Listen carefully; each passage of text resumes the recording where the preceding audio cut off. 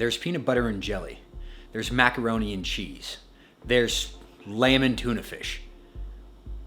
Okay, I'm sure some people think that's good, and I'm not here trying to yuck your yum, but what I am trying to do is show you how awesome the combination of preferred values and instant swap is.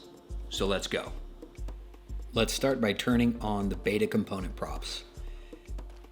Hit your home, hit your avatar or profile pic, hit settings, and hit that toggle. Now you've turned on component properties for beta. Let's set up our preferred values. I'm going to click in, go to the master component,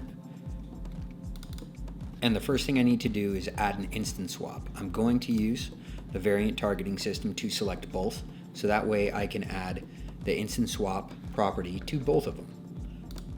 And here I will call this input swap, and I'm going to start by adding preferred values. This is only going to show up after you activate beta.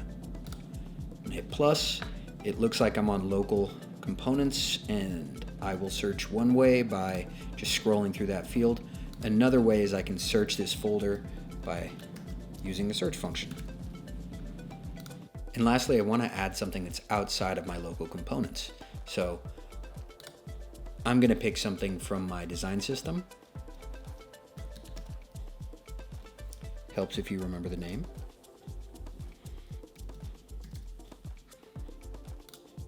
Okay, I've activated that.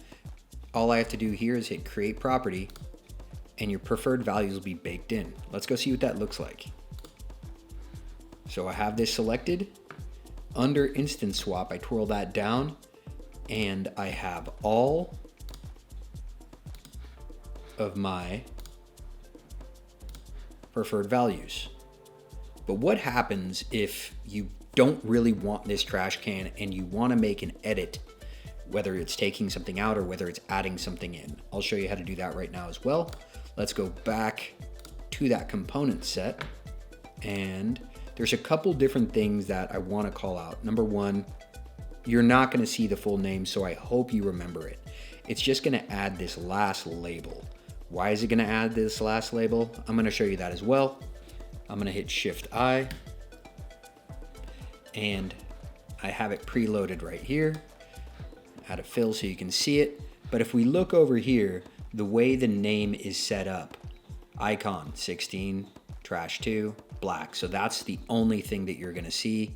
Nice little heads up. Let's get back into editing our component. I'm going to go ahead and delete that. Grabbing here, going into the instant swap property again. So to get rid of it, you can't get rid of it from out here. You have to go inside, and then you have to remember the name. And not only that, but you have to remember where it came from. So it wasn't from local components. It was from my master design system. To do a catch-all, you can hit all libraries and you're good to go. Now you can see the difference between what is unchecked and what is checked. I'm going to remove it by unchecking it. And let's say that I want to add a different icon, like an alert. So I've completely edited my preferred values, and that's all it really takes. Once I go back in, we can check this out. So my preferred values have all been updated.